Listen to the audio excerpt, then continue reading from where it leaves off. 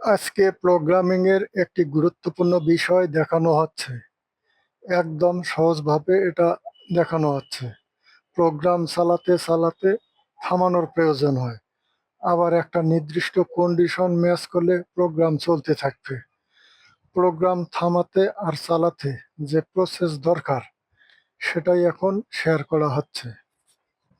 For loop চালাবো। For লিখলাম, condition যে ভেরিয়েবল ইন্টিজার ডেটা টাইপের আই নেওয়া হলো, যার মান দেওয়া সেট করা হলো 0।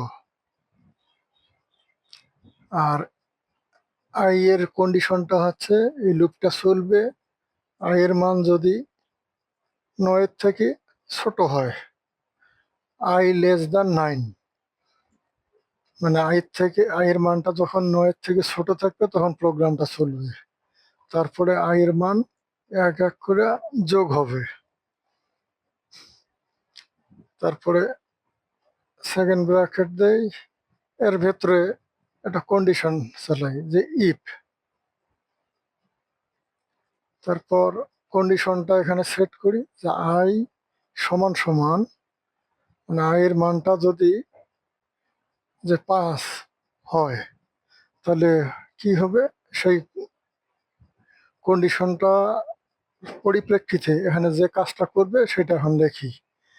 যে মনে করেন প্রোগ্রাম থেকে বের হয়ে যাবে, ব্রেক, না প্রোগ্রাম থাইমা যাবে।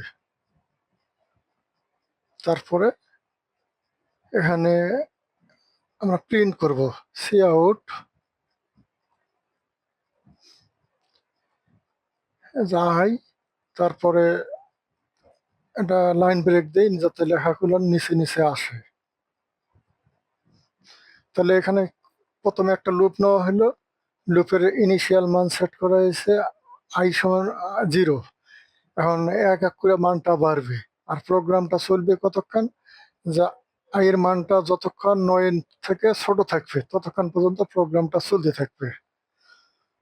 আর এর ভেতরে যে একটা কন্ডিশন দেওয়া আছে ইফ, ইফ যদি আয়ের মানটা 5 হয়, যখনই এখানে প্রোগ্রামটা লুপটা ঘুরবে, প্রথমে 0 মান নিয়ে ঘুরবে, তারপরে 1 মান নিয়ে ঘুরবে, 2 নিয়ে ঘুরবে, এইভাবে ঘুরতে ঘুরতে যখন আয়ের মান 5 আসবে তখন সে থেমে যাবে, প্রোগ্রামটা আর চলবে না, একবারে বন্ধ। এখন এই যে এটার আউটপুট দেখি, এই যে 0 নিয়ে প্রথমবার ঘুরছে, 1 নিয়ে ঘুরছে দ্বিতীয়বার, তৃতীয়বার 2 মান নিয়ে ঘুরছে, তারপরে 3, তারপরে 4। এই সাইডের পরে এসে আর নাই। এখানে মান সেট করা ছিল আয়ের মানটা লেস দ্যান 9, মানে 9 থেকে ছোট, 9 থেকে ছোট 5, 6, 7, 8 এই সংখ্যাগুলো পরে প্রিন্ট করার কথা ছিল, কিন্তু এখানে আসে নাই। কেন আসে নাই সাইডের পরে? কারণ হলো এখানে যে কন্ডিশনটা দেওয়া হয়েছে যে আয়ের মান যখনই 5 হইবে তখনই ব্রেক হবে, প্রোগ্রাম থামে যাবে। তো এখানে থেমে গেছে। কারণ প্রোগ্রামটাকে যদি আবার কন্টিনিউ করতে চাই, এটার জন্য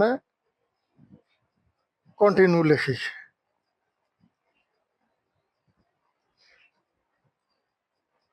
এই যে কন্টিনিউ লেখা হইলো।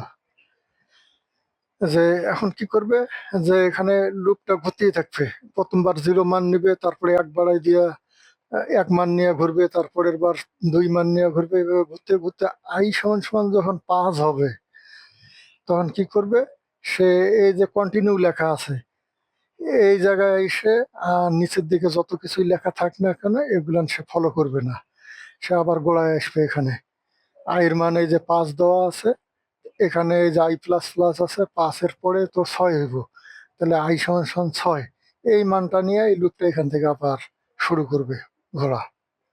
তারপরে 7 আসবে, 8 আসবে, এইভাবে 9 থেকে ছোট যতক্ষণ আছে ততক্ষণ সে ঘুরতে থাকবে, কিন্তু 5টাকে অ্যাভয়েড করবে, নিচের দিকে আর যাবে না কোডটা। আউটপুট দেখি,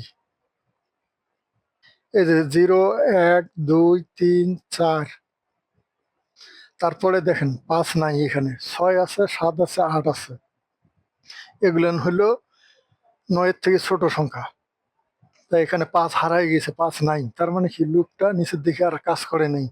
এই যে কন্টিনিউর পরে, কন্টিনিউর পরে যে প্রিন্ট করার কথা এইটা, তো নিচের লাইনে বা তারপরে যত লাইন থাক না কেন প্রোগ্রাম আর কাজ করবে না, সে আবার ওই গোড়ায় যাবে। এখান থেকে সে আয়ের মান 6 ধরে পরে কাজ করবে এবং কন্টিনিউ তারপরে আসতে থাকবে। তখন প্রশ্ন থাকতে পারে যে 6 কিভাবে প্রিন্ট করলো, কারণ এখানকার কন্ডিশনটা i সমান সমান 5, তা 6টা তো i সমান সমান 6 না, এটা কন্ডিশনটা ফলস হয়ে গেছে। এই কারণে পরের গুলাংশে এখানে এই যে ইফ কন্ডিশনটা ট্রু হয় নাই, এই কারণে সে 6 কাজ করবে, তারপরে 7 কাজ করবে, 8 কাজ করবে। পরের নিচের দিকে যত লেখা থাক না কেন সে সেই লাইনগুলো ফলো করে করে যে ইনস্ট্রাকশন দেওয়া থাকবে সেই অনুসারে কাজ করবে। তাহলে সুন্দরভাবে জেনে গেলেন ব্রেক কন্টিনিউ প্রোগ্রামিং এ ব্যবহারের সিম্পল প্রসেস।